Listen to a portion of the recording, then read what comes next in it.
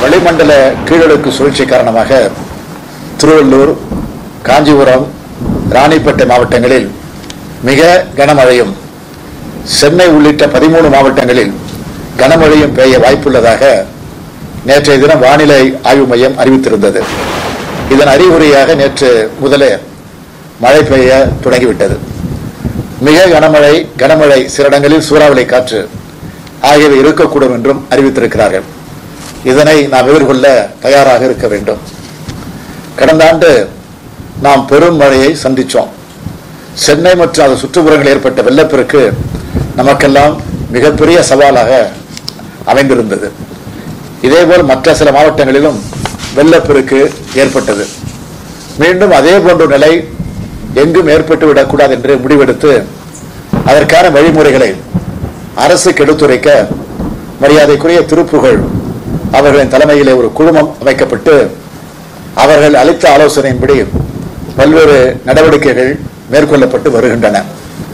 வடகிழக்கு பருவமழையால் பாதிக்கப்படக்கூடிய மாவட்டங்கள் அனைத்தையும் வெள்ளத்தடுப்பு நடவடிக்கைகள் நிறைவேற்றப்பட்டு வருகின்றன.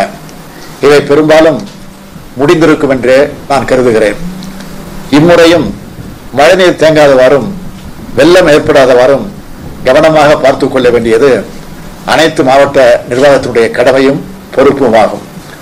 அனைத்து துறைகளையும் ஒருங்கிணைத்து பேரிடர் காலங்களில் மக்களுக்கு உறுதுணையாக இருக்க வேண்டிய முக்கிய பொறுப்பு மாவட்ட நிர்வாகத்திற்குத்தான் இருக்கிறது. இதனை உங்களது சார்நிலை அலுவலர்கள் அனைவருக்கும் நீங்கள் உணர்த்தி செயல்பட வைக்க வேண்டும். குறிப்பாக மக்களுக்கு நேரடி சேவை வழங்கும் துறைகளில் நீங்கள் கூடுதல் கவனம் செலுத்த வேண்டும். பாதிப்பிற்கு உள்ளாகக்கூடிய பகுதிகளை தொடர்ந்து கண்காணிக்க பல்துறை மண்டல குழுக்கள் அமைக்க வேண்டும். மருத்துவமனைகள், கல்வி நிறுவனங்கள், எண்ணெய் நிறுவனங்கள் மற்றும் கைபேசி சேவை வழங்கும் நிறுவனங்கள் ஆயத்த நிலையில் இருக்க வேண்டும். தாழ்வான பகுதியில் வசிக்கும் பொதுமக்களை முன்கூட்டியே மீட்டு நிவாரண மையங்கள் பாதுகாக்க அதற்கு ஏற்பாடுகளை நீங்கள் செய்ய வேண்டும். அது மட்டுமல்ல, அவர்களுக்கு தேவையான உணவு, பாதுகாப்பான குடிநீர், மருத்துவ வசதி உள்ளிட்ட அடிப்படை வசதிகள் வழங்க வேண்டும். பாதிப்புக்குள்ளாகும் பகுதியில் உள்ள மக்களை வெளியேற்றும் போது முதியோர்களுக்கும் மாற்றுத்திறனாளிகளுக்கும் கர்ப்பிணி பெண்கள், குழந்தைகளுக்கு முன்னுரிமை அளிக்கப்பட வேண்டும். பழுதடைந்த பலவீனமான சுற்றுச்சுவர்களை அப்புறப்படுத்த வேண்டும். வயல்வெளிகளில் பயிர் சேதம் ஏற்படாத வகையில் மழைநீர் விடுவதற்கான நடவடிக்கைகளை தொடர்ந்து மேற்கொள்ள வேண்டும். பொதுமக்களுக்கு தடையில்லா குடிநீர் வழங்குதல், பால் விநியோகம் மற்றும் மின்சாரம் வழங்கல், சமுதாய உணவு கூடம், நோய் தடுப்பு நடவடிக்கைகள் குறித்த ஏற்பாடுகள் செய்திட வேண்டும்.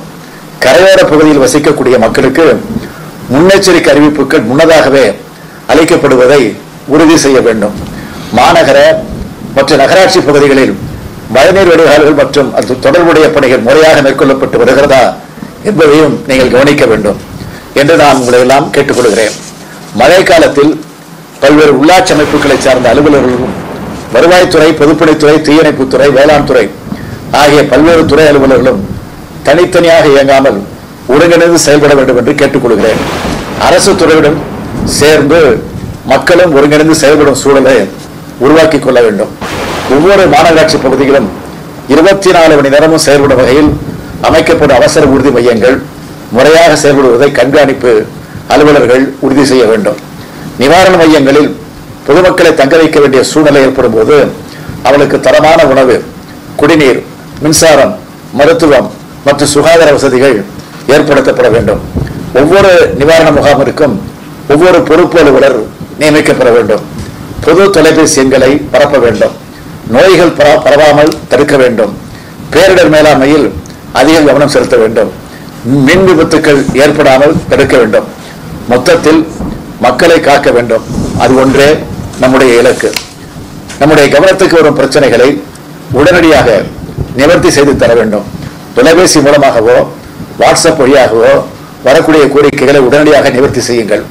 அதிகாரிக்கு அனுப்பினோம், உடனே சரி செய்து கொடுத்தார்கள் என்று பொதுமக்கள் சொல்வதுதான் அது மிகப்பெரிய பாராட்டாக இருக்க முடியும். சிறு தவறு என்றாலும் பெரிய கெட்ட பெயரை ஏற்படுத்தும். அதே நேரத்தில் சிறு உதவி என்றாலும் அது பெரிய நல்ல பெயரையும் ஏற்படுத்தும் என்பதையும் யாரும் மறந்துவிட வேண்டாம். இயற்கை பேரிடர் காலம் என்பது ஒரு அரசுக்கு சவாலான காலம். அந்த சவாலை மக்கள் ஆதரவோடு சேர்ந்து நாம் அனைவரும் வெல்வோம். உங்களுடைய அனைத்து ஆலோசனைகளையும் உடனுக்குடன் அரசுக்கு தெரிவிக்க வேண்டும் என்று கேட்டு என் உரையை நிறைவு செய்கிறேன். வணக்கம்.